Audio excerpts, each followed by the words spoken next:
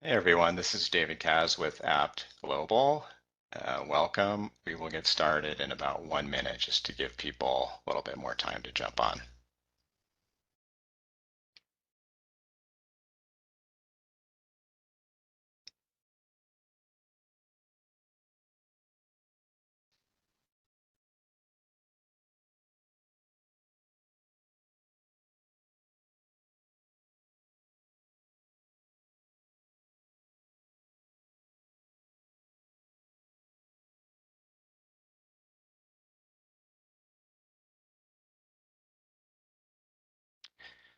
Okay, welcome everyone to Engaging Employers to Disrupt Racial Bias in the Workplace, Strategies for Workforce Practitioners. This learning event is part of Apt Global's work in partnership with the Crown School at the University of Chicago on the Employment Processes as Barriers to Employment in the Lower Wage Labor Market project, supported by the Administration for Children and Families Office of Policy Research and Evaluation at the U.S. Department of Health and Human Services. It's also part of APP's ongoing Workforce and Economic Mobility learning series, about which I'll say more at the close.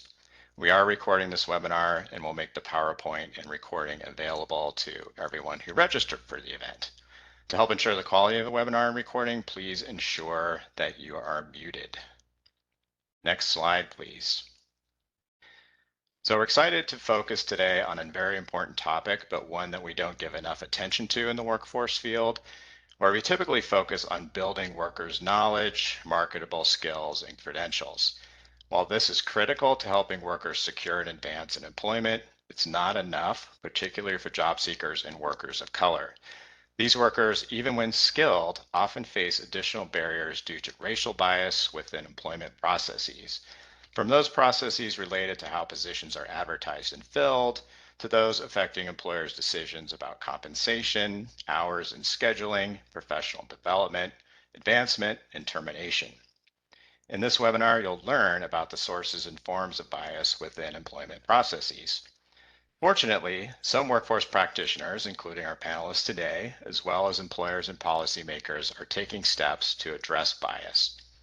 In this webinar, you'll hear what we learned about these anti-bias strategies from our research, with a focus on those strategies that involve engaging employers to make specific changes to their processes.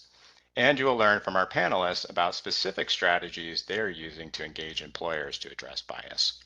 Ultimately, we hope you come away with some ideas for how you might adopt or adapt similar anti-bias strategies, and that these grow as a priority in the workforce development field. Next slide, please. So here's our agenda. We're going to start out with framing the issue. We'll share findings from the employment processes as barriers to employment in the lower wage labor market project literature review. Then we'll go into our moderated panel, and that will take up the majority of our time. We will have 10 minutes or so for Q&A at the end. Due to the number of people, we are going to ask you to chat in your questions over there on the right-hand side. Please chat them in as they occur to you, and if they are directed to a specific speaker, you can include that in the chat as well, so we know who to get it to, and I'll be facilitating those at the end. So let's go to the next slide, please. So we have a poll for you before we introduce our speakers and launch into the webinar content. We'd like to learn more about who's participating in today's content. So over on the right-hand side of your screen, you should see a poll, and we'd like to ask you to respond to the question, what type of organization you represent. And it's multiple choice, so just pick the one that you think best fits your organization. I'll give you about a minute for that.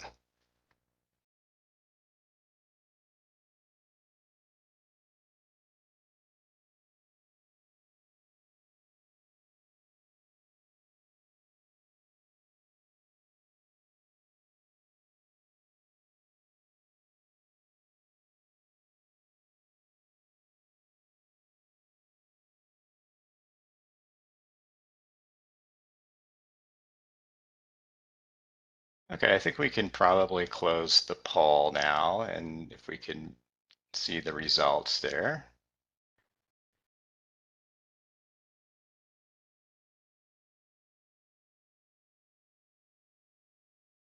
And it shows the survey is locked. I can't see the results, so maybe we could share those, Miriam. Yeah, no problem.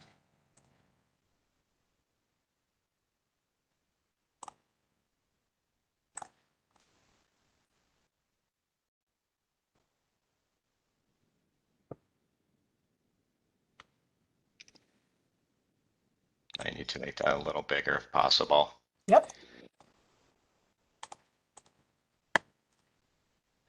So it looks like we have almost half from research organizations.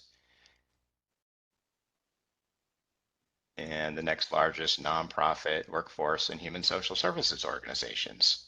That's great. So let's go back to our PowerPoint. And I'd like to introduce our speaker, so if we can go to that slide.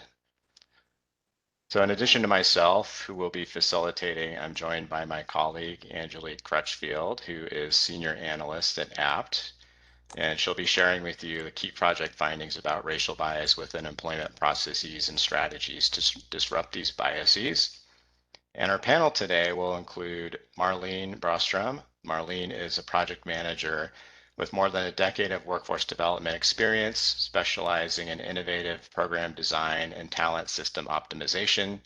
She's a certified business solutions professional who has collaborated with hundreds of employers on implementing solutions to their talent needs and authored the Evidence-Based Selection Guidebook, a comprehensive resource for employers striving to implement a skills-based hiring model. She's also led initiatives at West Michigan Works, including the Manufacturing Industry Council and registered apprenticeship programs.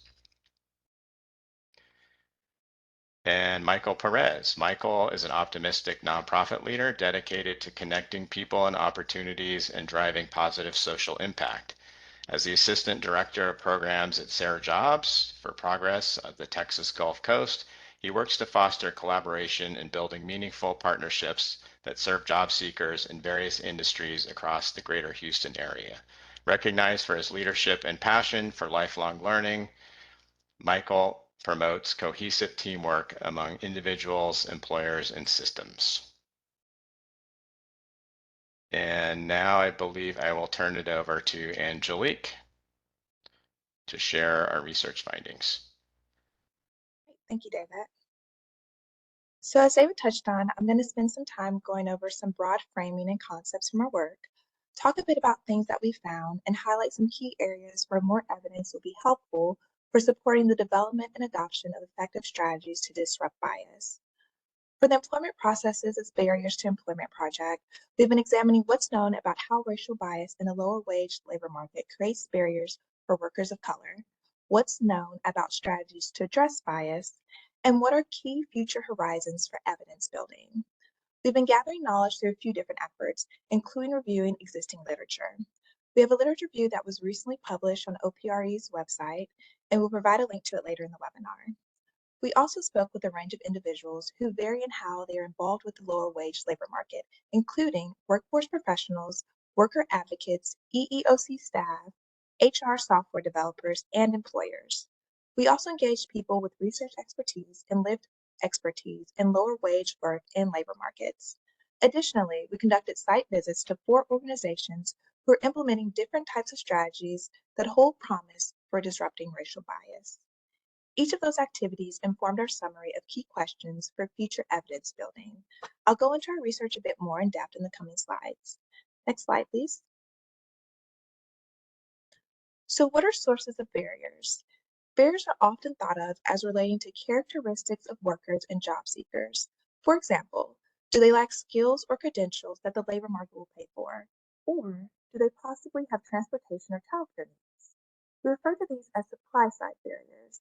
The bulk of the work of employment and training programs has focused on providing information, services, and resources to address supply-side barriers. But the effectiveness of those efforts may be undermined by demand-side barriers. Workers of color specifically face racially biased employment processes that can inhibit their ability to translate knowledge, skills, and credentials that programs help them attain into stable, well-paid employment with career advancement prospects. This raises a question. If the success of employment and training programs' efforts to serve workers of color are hindered by biases that those workers are encountering, are there things that workforce programs might be able to do about that bias? Later in this webinar, our panelists will give more insight into how they, as employment and training program providers, are helping employers address these biases. Next slide, please. So I want to establish some concepts that we discuss in depth in the literature review and that we carry through to other project publications. When we talk about bias, we're talking about the outcomes of employment processes. If the employment process produces outcomes that systematically disadvantage qualified job seekers and workers of color, then for our purposes, those are bias processes. Our literature review lays out some different types of bias. The first and most important distinction is direct versus indirect. Direct bias refers to the ways that employment processes treat individuals differently because of their race. So, for instance, if employees of color are less likely to be hired than otherwise similar white employees, then that is direct bias. Likewise, it's direct bias if workers of color on a job are given less regular schedules than their white peers are. Indirect bias, by contrast, involves processes where there isn't differential treatment per se. The processes appear neutral, but nonetheless have different impacts on workers of differential racial backgrounds because of how those processes interact with racially conditioned structural barriers outside of the labor market. For instance, employers' practices of changing employees' work schedules with little notice is bad for any worker. But because workers of color are more likely to live in segregated neighborhoods that are less well served by public transportation, employers' decisions to have irregular schedules that can change at the last minute can disproportionately disadvantage workers of color who have more limited transportation options and have to do more complicated advanced transportation planning in order to get to work. Next slide, please. So from existing literature, we know a fair amount about racial bias in employment processes. Racial bias can influence every stage of the employment cycle, from job advertising to promotions decisions. This bias is not confined to any single aspect, but pervades hiring practices, job assignment, compensation, learning opportunities, career advancement, retention, and termination. In hiring, biases may be evident in the language used in job advertisements and in subjective decision-making criteria that favor certain groups over others. Post-hire, these biases can manifest in unequal access to training opportunities, biased compensation setting practices, and differential treatment and retention and promotion strategies. But there's much more evidence on racial bias in hiring than on racial biases post-hire. Research in hiring and advancement has consistently demonstrated the pervasive impact of racial bias in decision-making, supported by a rich body of causal estimates. These findings are backed by extensive research evaluating various employment processes, which reveal both overt and subtle forms of discrimination. For instance, we have a large body of evidence from researchers sending out resumes that are identical in the qualifications listed, but differ in the applicant's name and what race that name seems to indicate. From that work, we know a lot about how much less likely it is that job applicants with Black or Latino sounding names will get contacted for interviews. We also know how consistent that disparity is across different industries and how much it has or has not changed in the past couple of decades. Additionally, we know that there are a variety of strategies being pursued to combat bias, including strategies being carried out by workforce programs like those joining us today. Next slide, please.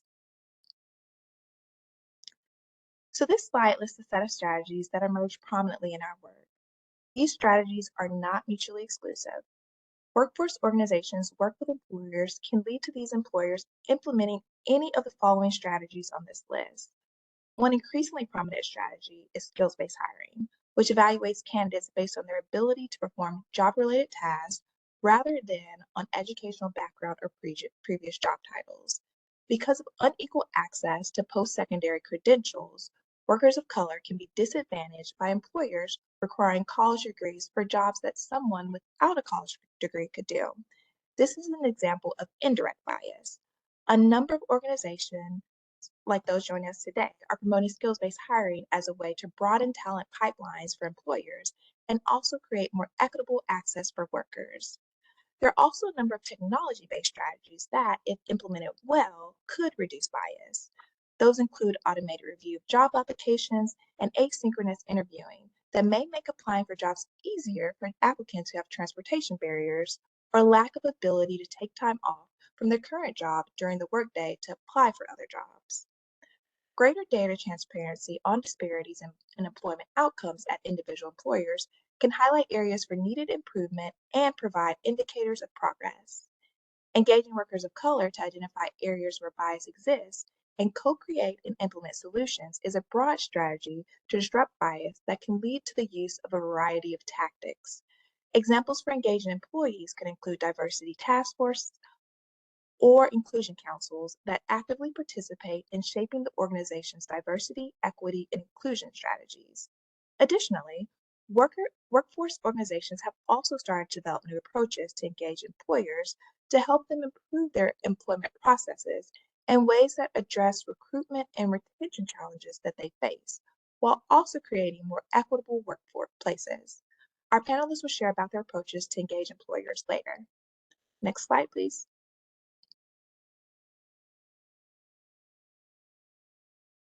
But there are many areas for further learning that could help support the effectiveness of efforts to disrupt racial bias. Those include research to deepen understanding of racial bias in post-hire processes and workplaces, having more industry and occupation-specific insights from workers of color on barriers to retention and advancement that they face, and the role of racial bias in creating barriers would be valuable, particularly for informing employment and training programs, efforts to help workers achieve long-term career advancement and self-sufficiency. It would also be very useful to have quantitative estimates of bias and post-hire decision-making that parallel what we know about hiring bias. It's much harder to conduct that kind of research on racial bias experience on the job, but some efforts are being made in that direction. And of course, given the various strategies being implemented now to attempt to disrupt bias at all employment process stages, the field is ripe for learning more about the variation and how those strategies are being implemented. What do implementers, employers, and workers see as challenges to and keys for successful implementation? And of course, it'll be valuable to produce estimates of the causal impact of those anti-bias strategies on workers' outcomes. Next slide, please.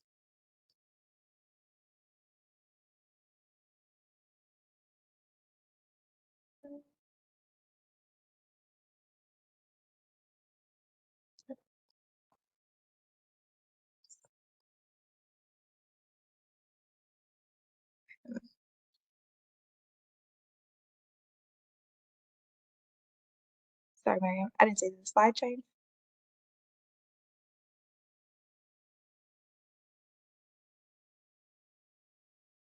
When evaluating anti-bias strategies, it's not only important to understand the impact of a strategy as a whole, but also how to design elements of the strategy to enhance its effectiveness, but also how to design elements of the strategy to enhance its effectiveness. Our literature review, collaborator consultations, and site visits highlighted a number of key challenges that many strategies face.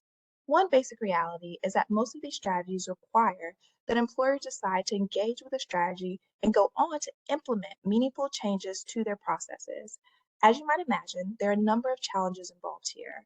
Those challenges start with persuading employers to engage at all. Once that's been accomplished and the decision has been made to implement some sort of changes, then there are follow-through challenges. For instance, implementing skills-based hiring or some technology to systematize decision-making rather than relying as much on subjective judgments requires buy-in from both HR and hiring managers, as well as technical capacity to use new tools and information.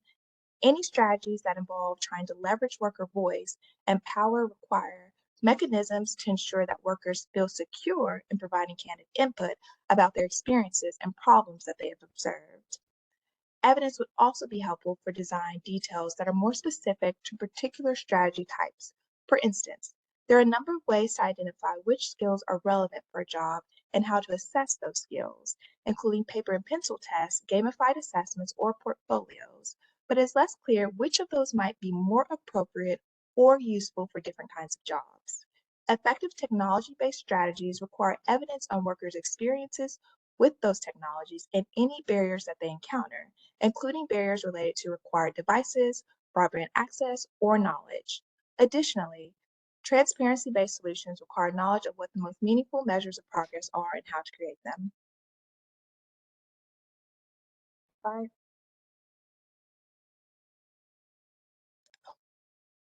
Sorry, I think I got off. Can you go back to that one?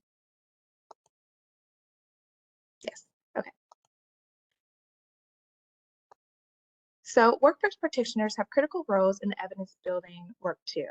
A fundamental step for building evidence on new anti-bias strategies is expanding implementation of those strategies across multiple contexts. Employment and training providers can help with this by exploring ways to build on other work that's currently underway across the country, leveraging and growing their capabilities in employer relationships to engage employers, collaborating with them to create more equitable workplace cultures and processes to improve outcomes of the workers that workforce programs serve, while at the same time helping employees address talent challenges that they face. Of course, racial bias in employment isn't likely to be something that totally disappears in the immediate future. However, there are some things that programs can do to help workers navigate bias, but ultimately solving the problem means actually changing employment practices to ensure equitable opportunities to getting, retaining, and advancing in jobs. And our panelists are now going to talk about opportunities for, strategies to, and challenges in doing that. I'll turn it back over to David. Great, thanks, Angelique. Yeah, so now we're going to move into our panel discussion. And again, we're really excited to have Marlene Brostrom from West Michigan Works Higher Reach and Michael Perez from Sarah Jobs. And let's launch into our panel discussion.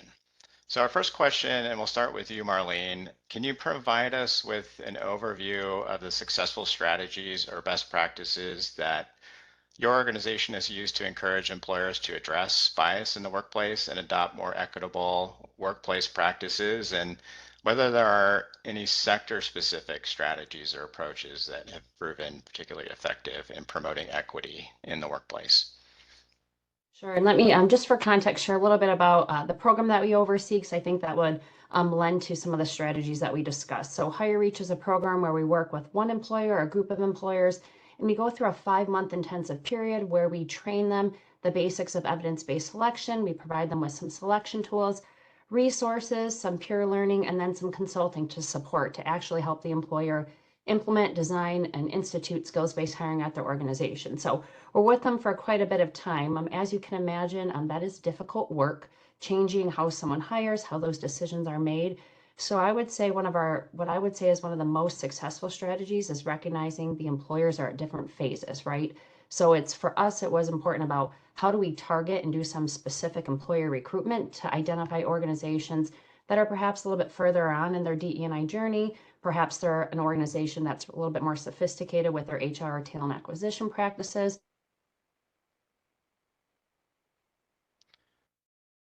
Oops, looks like we have a Marlene, you froze on us.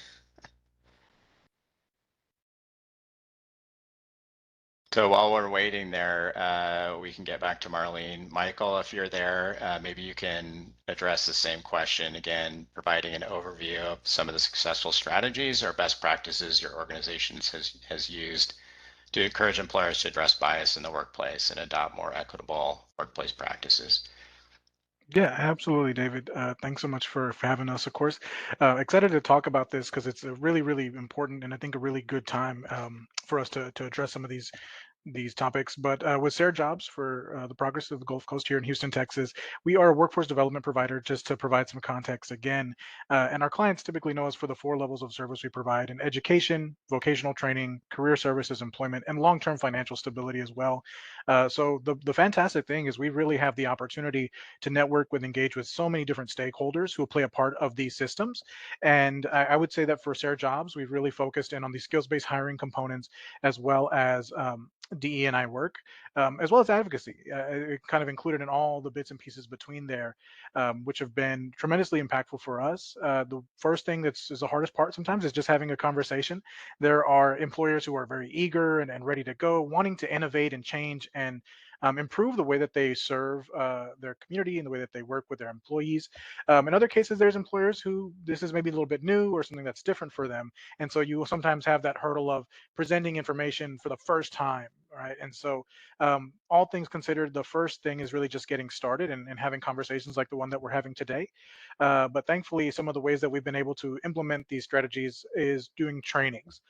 So we'll provide trainings for our employer partners, our career coaches, and even our members as well, and educating them the ways that bias can show up, and how they can be mindful of that and navigate in a way that's going to minimize or reduce it where possible. But fortunately, we've been really fortunate, of course, to have resources from things like the Real Work America Alliance, as well as the Department of Labor and our WANTO program, which is for women in non-traditional occupations. So through collaboration and really acquiring as many resources as possible, we've been able to disseminate the information where it makes sense, whether that's workshops or trainings. And thankfully, it's been a really good last 6 to 24 months, I would say. Great, thanks, Michael.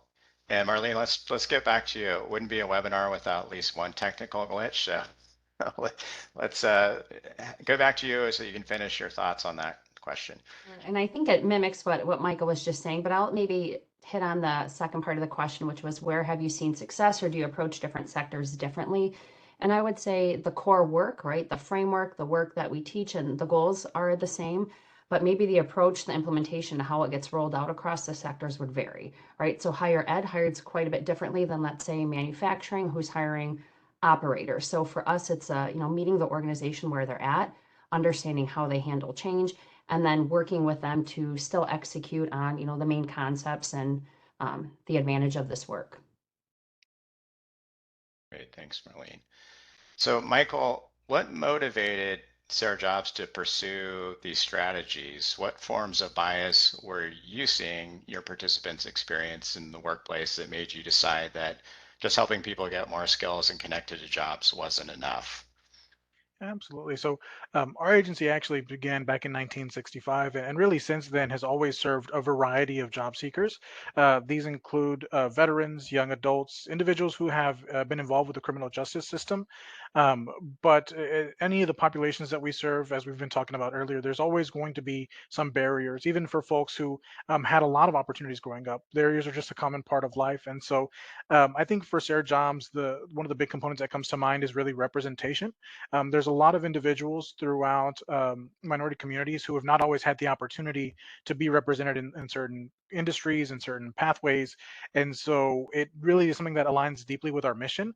And even on the personal note, as I was younger going through undergrad and looking for work with my colleagues and friends, seeing bias take place is something that kind of hits home for me. And so um, again, if we're going to help people get into opportunities, we know that it's not just about what do you know and are you able to do the work, but are you really going to be working for an employer who supports your work-life balance, right? And that values you as an individual more than just the skills that you bring. So it's about making sure that people, again, aren't just getting opportunities that they want, but are able to maintain those opportunities over a period of time and do feel included, so that they can continue to provide those same kinds of opportunities for the next person.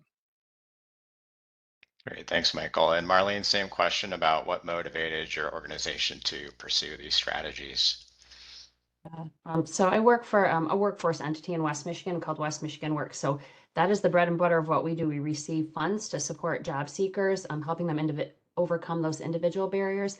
And we also work with employers. And I would say at its core, I've been with the agency for 14 years, and it's always trying to figure out job seekers need jobs, employers need people. So where's the mismatch and how can we work at this more efficiently and understand what's actually happening? So it aligns with our mission. We serve 60,000 job seekers a year, and we hear feedback from the job seekers on a daily basis as to different forms of bias that would exist. I would agree with what Angelique said earlier. Some of it's indirect, some of it's direct.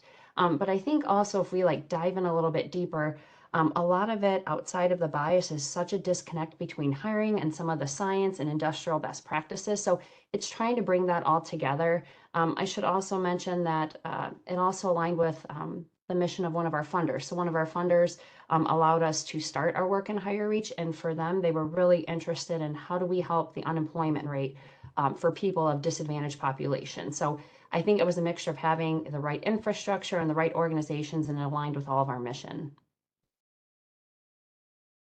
Great, thanks, Marlene. So staying with you, Marlene, what are the most common challenges or resistance that you face from employers when discussing the implementation of equitable workplace practices? Geez, yeah, it kind of follows the same theme from the question one. I would say, organizations are different, but at its whole, it's you have to have buy-in, right? This is hard, complex work. So even if you do have buy-in, let's say typically you'll have buy-in at the C-suite level or director level, that buy-in doesn't always exist as you go down the organization to the people that actually have to implement or make those hiring decisions. So I'd say buy-in combined with some change management. Even if people are bought in, to change the way people make hiring decisions, hiring is very personal, right? I think it was mentioned earlier on that it even impacts the hiring manager who has a say in the hiring process. So understanding how the organization rolls out change, how they manage change, how to do it effectively. And lastly would be capacity. HR teams are very overwhelmed, right? I remember 14 years ago when I started, we could do a job fair and we'd have lines out the door with job seekers. It's not as simple anymore where HR or talent acquisition can put a sign out their business and people start coming. So they have a lot more complexity to their job, and their resources and capacity haven't always grown.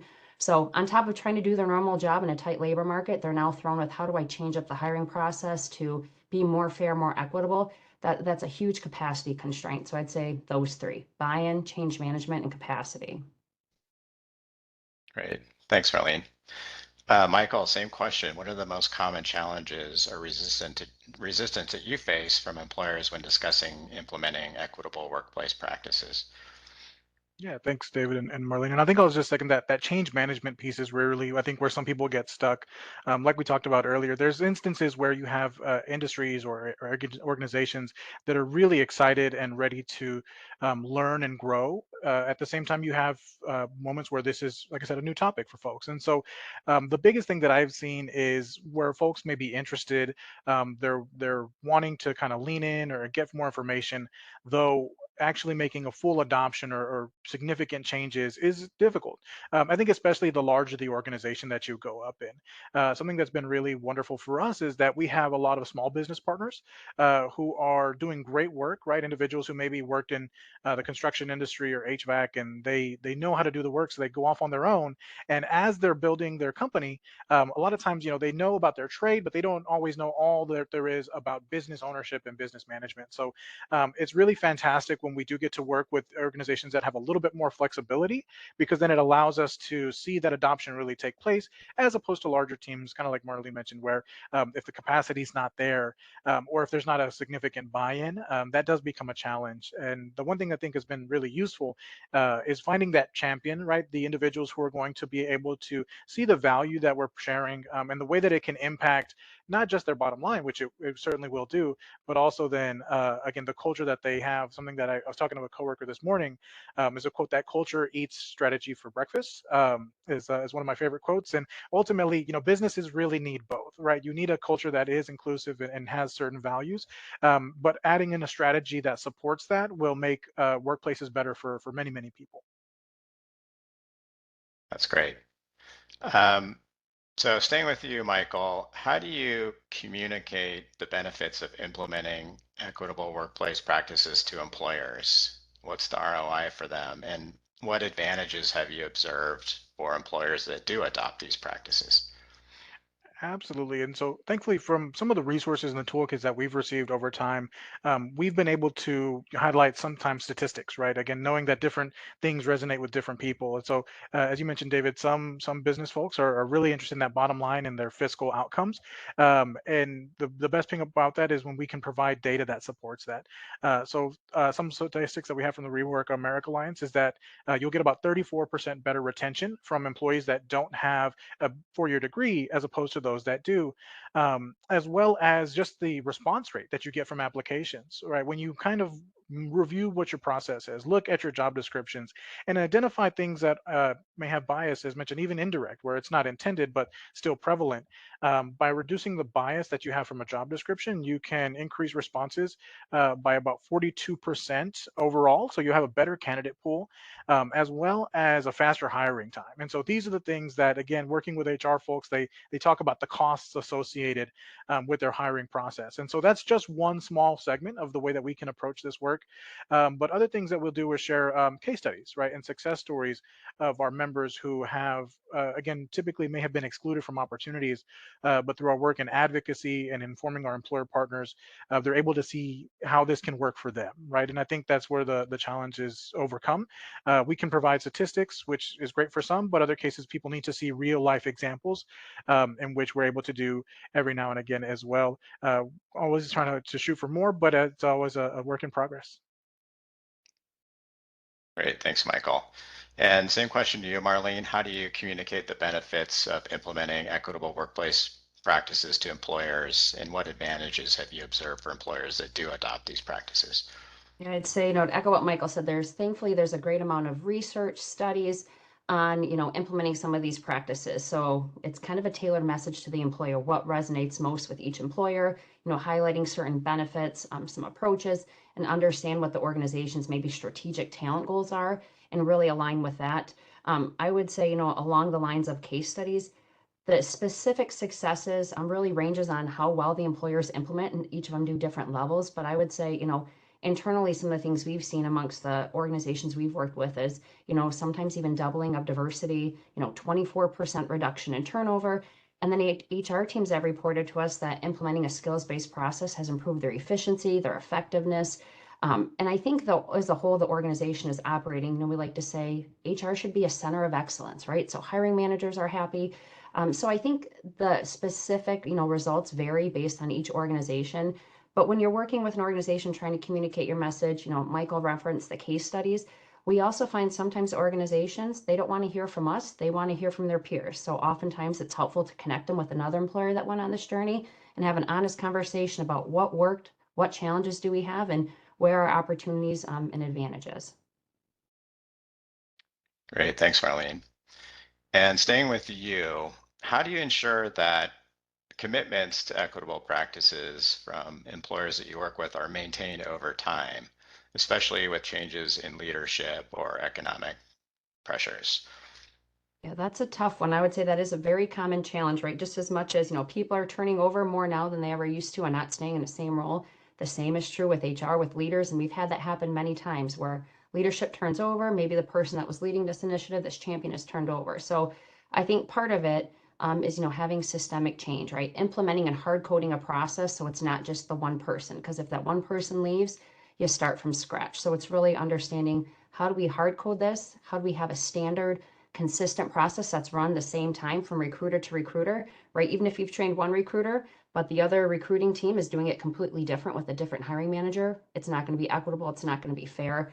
I would say we also really speak to using highly valid predictive tools, right? Not all tools are created equal in the selection process. Some have bias. So it's understanding and utilizing those in the right way.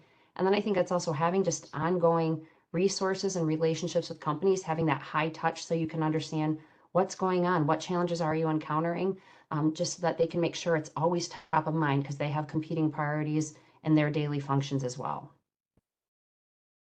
Great, thanks, Marlene. Same question to you, Michael. How do you ensure that commitments to equitable practices are maintained over time, especially with leadership changes or economic changes? Absolutely. And so, it's funny, as listening to Marlene, what you shared, some of the thing that came to mind for me was kind of this concept of human-centered coaching, right? This was the adoption of the way we approach our career coaching model. I think it's important that regardless of who you have in a position, if we can begin to start, we're talking about people and what people need. Ultimately, what people need is what businesses need. And so it kind of creates a little bit of a ripple effect over time, to where if you can plant a seed here, it'll continue to grow, and soon you'll have a forest. And so that's something that's been really, really powerful for us, is just getting things started. It can translate into a bigger thing, to where even if folks do turn over, or move on to another organization, that does that you don't lose that consistency that you had. And I'll say I'm right there as a millennial, right? There's a saying, we look for, want a promotion every 6 months or something like that. But having these conversations, and then also being mindful of generations that are coming into the workforce, right? You've got millennials and Gen Z now making up a larger portion of entities. And I think that for our employer partners, knowing that what vision that they want to have for their business for the future is really critical. A lot of times there's lots of businesses who are doing great today, but the future is unpredictable. And when you implement some of these pieces, it allows you to have sustainability in the work that you're doing. And of course, that's such a big piece for us at Sarah Jobs. Kind of like Marlene shared, one thing that's really fantastic is doing employer lunch and learns, where again, we can talk to folks all day long, but until they see it from a colleague who's adopted it, or even just bouncing ideas around with other peers in their industries, has proved to be really effective for us. I will say we've had some very interesting conversations as things roll out, but our moderators have done a great job of kind of keeping conversations centralized and in focusing on improvement and collaboration. But again, checking in, consistency, and advocacy are super, super effective, so that again, we're hearing how things are going, not just from the time they made a hire, but 6 months from that point, and from our members as well. That's one of the really fantastic features, hearing from our clients to learn how is work going, what are things that you enjoy. Everybody, of course, is working and needs a paycheck, but a lot of folks, especially in our new generations, are looking for things like purpose, or coaching, right? And so how we maintain the communication with our colleagues and our stakeholders really makes the difference, so that even as change takes place, there's still sustainability in equitable practices. That's great. Thanks, Michael.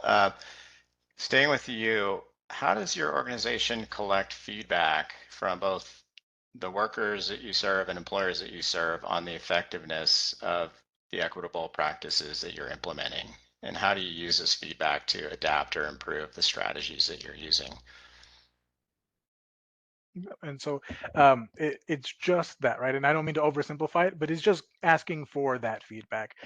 Prior to my role now, I had the chance to work with our QA department, and so surveys and gathering information, continuous improvement are just part of what we do. But when you keep that again consistently, it allows you to find the spaces that need to be improved. Common practice that I've always loved doing is just start, stop, continue. There's always going to be moments where you realize something that was effective, in 2022 or 3, maybe isn't so necessary in 2024. But having regular conversations, ongoing, is what allows us to do that. As mentioned, we'll do things like surveys, feedback. We also try to get employer panels together so that they can educate our members on things that they can expect to find in their industries. But just making sure that there's consistency, and opening that space, right? And sharing with any entity, whether that's an employer or a job seeker, that the honest feedback is what's going to allow us to make things better as we progress. But a lot of surveys, those things are very, very useful for us here at Sarah Jobs. Great, thanks, Michael. And Marlene, same question to you. How does your organization collect feedback from workers and employers on the effectiveness of the equitable practices you're implementing? And how are you using this feedback? Sure, I would say, ideally, if we have the funding resources, and we've had it with a few cohorts that we've run, is to have a third-party grant evaluator, right? So it's someone comes in external, can sit down and collect qualitative, quantitative information. They could do a deep dive. The employers would upload their employee level data. We would start to do some analysis and figure out what worked, what didn't, how did it vary by job families. That's not always feasible. That's a lot of work. That's a lot to ask of the employers as well. So I think we try to do exactly what Michael said, is build it into our, normal work. So in Higher Reach, we work closely with the organizations. It's a pretty high touch program. So we're engaging with these employer teams, I would say a couple times a month.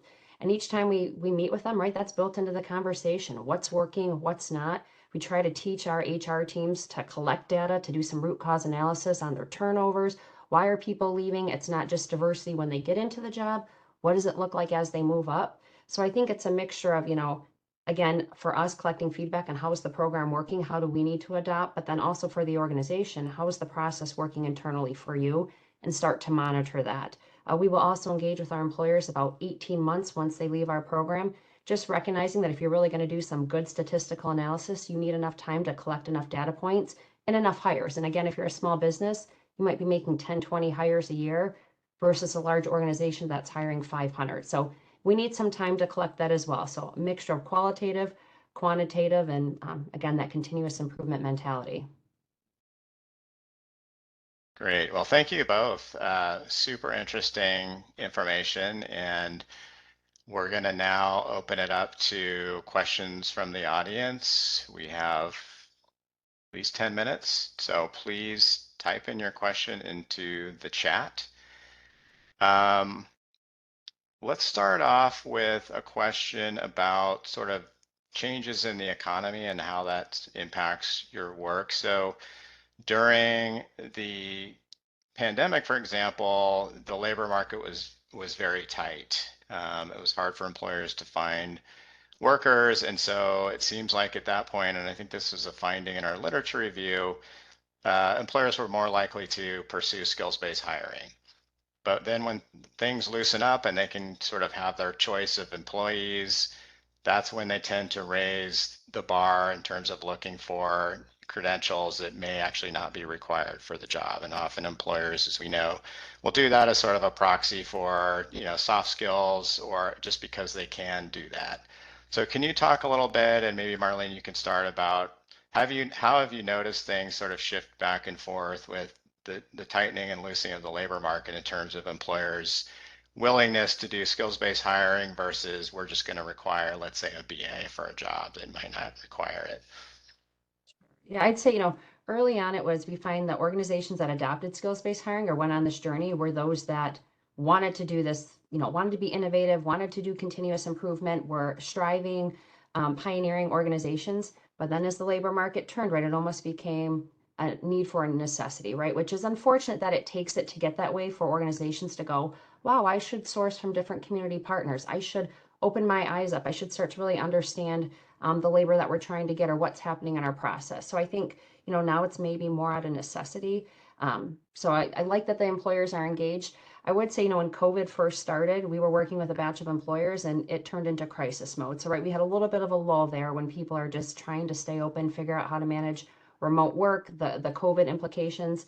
But then they were slowly picking up. So I think it's forced organizations to really take a deeper dive at it. So I think we're trying to take advantage of that and support those organizations. And then, as Michael said, slowly start to teach them and understand, why are we doing this? Not just because we have to, because it's the right thing. And there's some great outcomes that can come of it. Great. Michael, do you have any thoughts on that question? Yeah, I'll mention just a little bit. Again, it's funny because the further we get with time, again, things are continuously changing, and sometimes it just feels like they're speeding up day after day. The one thing that really comes to mind is during the pandemic, there's obviously so much uncertainty and insecurity, and the way that people value their time was drastically changed, right? In terms of taking time away from work and seeing family and all these things. To where we're in this place now where things have considerably sped up a bit, and a lot of employers, that is kind of the one of the challenges that we see, is the time again available to dedicate to this. When you're looking at really adopting and incorporating a skills-based approach, it's not something that you can do in the turn of a hat, or overnight. It is going to take some time, but if people are willing to invest that time into it, it's going to be rewarding. And so that's the biggest thing that I think comes to mind for me now, is even though we are in this kind of rush back to regular pace in many aspects, it's still worth taking time to slow down just a little bit, because you will see the benefits of it if you adopt some of these practices. Great, thanks. So we have a question. Can you tell us about one of your most exciting successes working with an employer, like maybe a single instance where you really had a great success? You don't need to name the employer if you don't want to. And then maybe what you learned from that experience. And Michael, we can start with you if you have an example. Sure, sure. And I'll say I'm a little bit new to my role now, where I'm really, really focused on our employer side of things with Sarah. Though, over the last year, there's a lot of colleagues of mine and teammates that have really been spending a lot of time in this space. And while we love and enjoy the moments where, again, those agencies or self-motivated to pursue these learnings and these professional development opportunities we're providing. It's something special when you have people who are skeptical or who aren't sure if this is going to really work for them.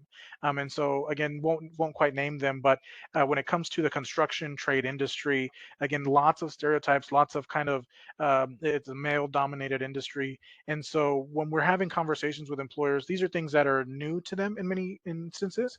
Though there's one that comes to mind where um, I think mistakes sometimes have to be made for learning to take place, and it's that exactly that's been the most rewarding part, I think, where people are human and they go about things in a way that's not ideal, I think, at times, though through the collaboration and working with agencies like ours, we can have a conversation and then make things coachable moments, right? Make improvements and adjustments so that they can actually start to refine what that looks like. And so apologize, I won't get into the detail of right the agency, but it does happen, and I think for us, those are really the rewarding ones that we're most proud of, because it's a drastic change from where they start to where they end up at over the course of 3 to 6 months or even up to a year. Great, thanks, Michael. Marlene, do you have an example that you would like to share? Yeah, I do. And I feel like, sometimes the most successful stories are the ones that were the most challenging. So I was just writing down a couple of things as we had an entity, came to us and said they heard our spiel about what high reach is. And she came to us and she said, this will never work for our organization. We are not at a place. We've got people that aren't bought in. They had they would do an internal test for applicants that even their internal team couldn't pass. So they had a couple issues they were trying to work with. And the success story ended up being that we worked with them. We were able to replace a homemade test that wasn't really doing what it was supposed to do. Internal people couldn't pass it, and they have a really robust skills-based hiring process now. And the success story is, at this agency they hire a lot of professional roles, and everyone wants to get into an entry-level professional office role, and they ended up hiring their own bus driver. And typically with their old process, they would have never considered a bus driver based on their resume, right? Well, how does that translate into an office role? But when they looked at her skills, her foundational competencies, and said, you know what, a bus driver needs to multitask. They need to have fantastic communication skills. They need to be clear and be able to have those interpersonal connections. And she has been one of their most fantastic hires. So those are the stories where it's really nice to see, wow, someone that normally wouldn't have been given that opportunity just because of how their resume was written or what experience they had before. So those are the stories that are really exciting for us to see. Great, those are great examples. So we have a question about replication, and I think we can take this from sort of the perspective of any workforce agencies or workforce providers that may be listening. If they want to do something similar to what you all are doing in terms of engaging employers to sort of change their processes, which is not super common, how can we encourage replication, or how can they kind of get started in replicating or adapting what you all are doing? What advice would you give? And Marlene, I guess we can start with you on that if you have some thoughts.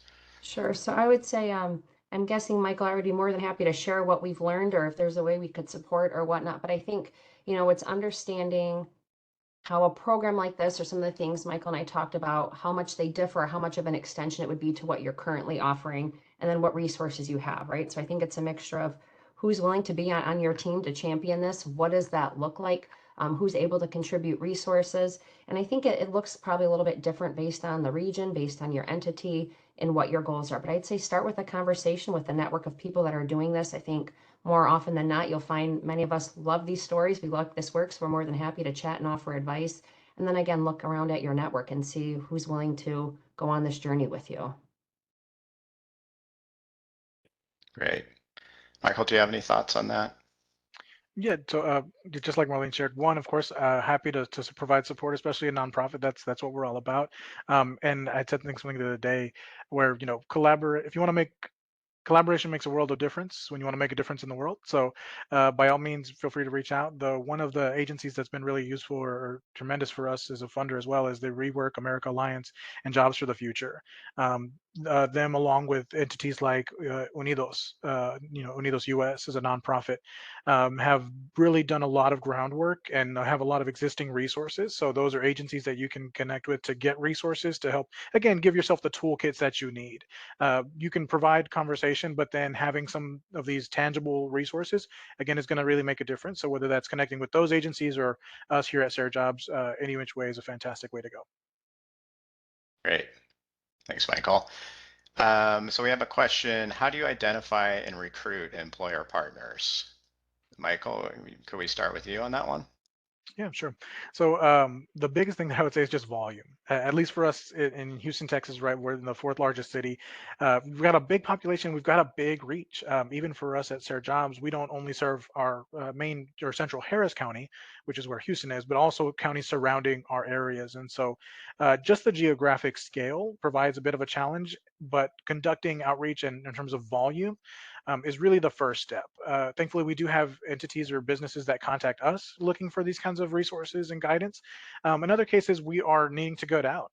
And so working on things like sales and really sharing the value is a critical piece to get those partners to join because they don't all know, right, who we are when we first reach out to them. They don't, people have sometimes predispositions about nonprofits and how we work.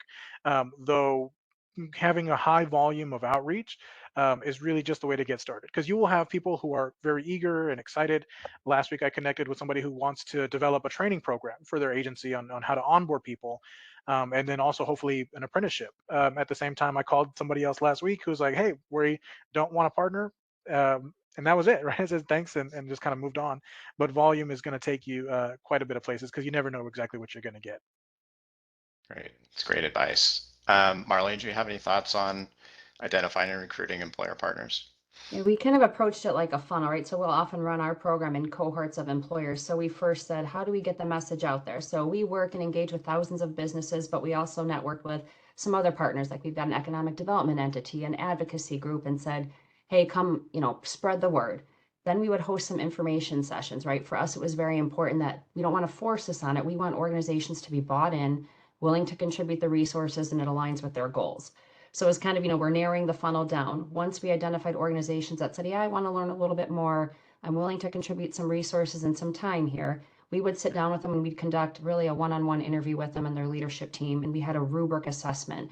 We would call it more of like an eligibility assessment, but we wanted to make sure we conveyed to them what we would recommend, what our recommendations would be, what that might look like, and then understand where they're currently at. It wouldn't be fair for us just to say, anybody, everybody, come on in, and then have them be faced with hurdles. So we wanted to have an honest conversation, and we would talk with them about things like, what is your strategic plan as it relates to talent? What does the staff and capacity of your HR team look like? Where are you involved in any other regional initiatives? And, who controls the hiring process, right? Who controls the budget? Things of that nature. So it really was whittling, narrowing down that funnel and then having an honest conversation with them about what the program is, what we'd ask them to do. And again, oftentimes it was, hey, maybe we can't do it all, but we can do part of it. And that would be okay. But just at least be on the same page about what they were trying to get out of the program and what we could offer. Great. So I think we're down to our last question, unless someone wants to chat one in under the wire. And that is, what do your employment, or rather your employer training and workshops look like? And I guess, Michael, we could start with you on that. Absolutely. So, in contrast to what I believe is going on with High Reach, we have not quite as extensive programs when it comes to our employer partners, and that's one thing that works typically pretty well, right? In some cases, employers only have or are willing to give about 1 hour of their time to just kind of dip their toes in the water, if you will, and see how it feels. In other cases, you have opportunities where we can do a 3 or 4 hour workshop, and in some cases, multi-day workshops. So especially with our DEI team and the work that they do. So it's really just about kind of getting to know what your employer needs and then tailoring your approach based to that.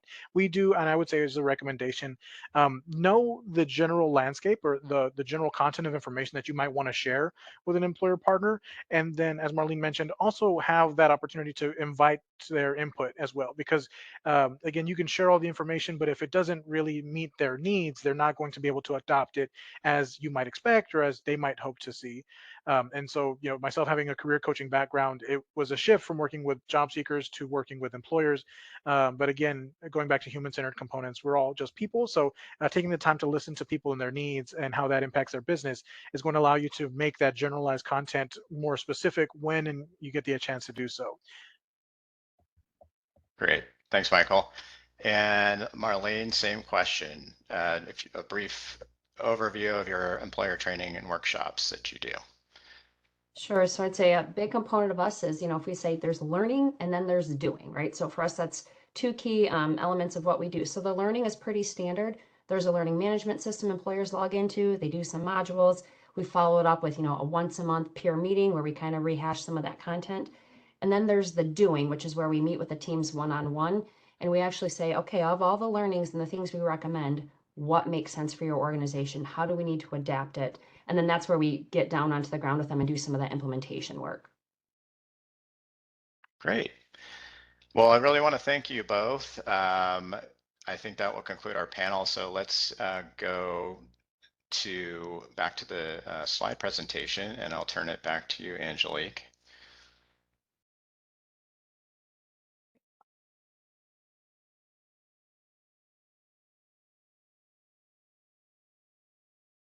The slides up.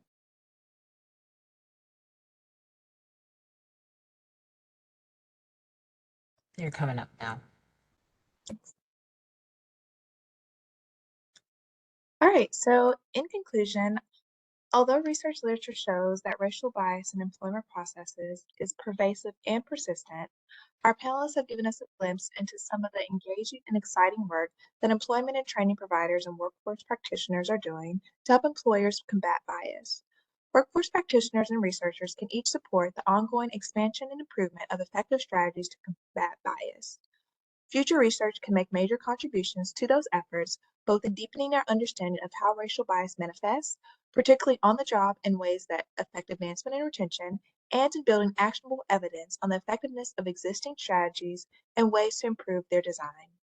Finally, in adopting and innovating on existing strategies or creating new ones, workforce practitioners can also lay key groundwork for advancing evidence and practice.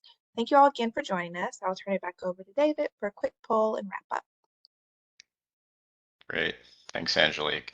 So yeah, we're going to do another poll. An important part of the employment process is barriers to employment in the lower wage labor market project, and a key aim of App Global and all our workforce and economic mobility series webinars is to make the information we're providing just one step in an ongoing effort to support you in your work.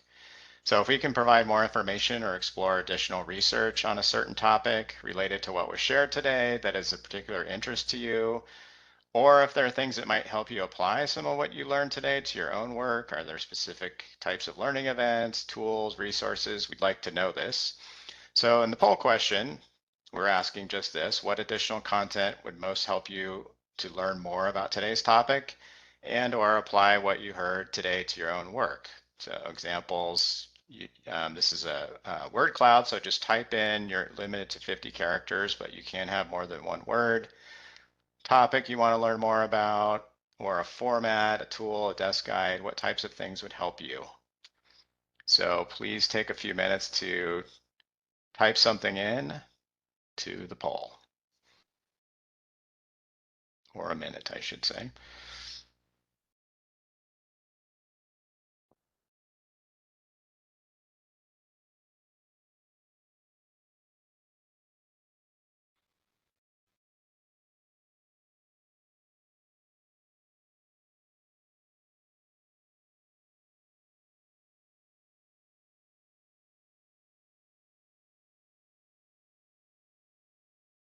Give it about 10 more seconds.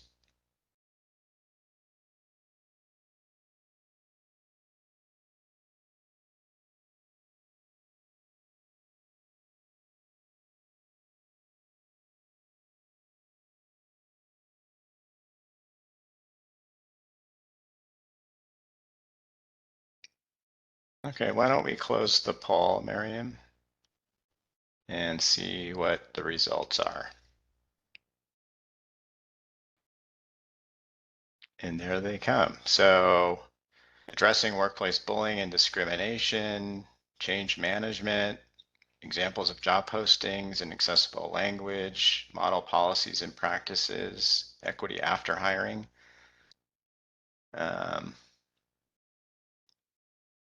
Yes, these are great ideas. Thank you for chatting that in. We will take that information back and see what we can do with that. So let's go to the next slide. I want to share some resources with you all that will go deeper into this topic. Great. So at the top, the link is to the Employment Processes Barriers project page where you can access all the project resources, including the Employment Processes Barriers Literature Review, which is the second link, which was published earlier this spring. And that formed the basis of Angelique's presentation today. If you really want to dive deeper into how racial bias manifests within all employment processes within the lower wage labor market and potential promising strategies to disrupt bias. Skipping down, note that through the Employment Processes Barriers project, we'll be releasing special topics briefs and action focus briefs in the summer or fall. One special topics brief profiles efforts of 4 employment and training organizations to engage employers to create more equitable workplaces and employment processes. And the second focuses on researchers discussing opportunities for employment and training evaluations to build better evidence on how structural barriers can influence the program's impacts, and in doing that, provide more insight on possible ways to enhance program effectiveness.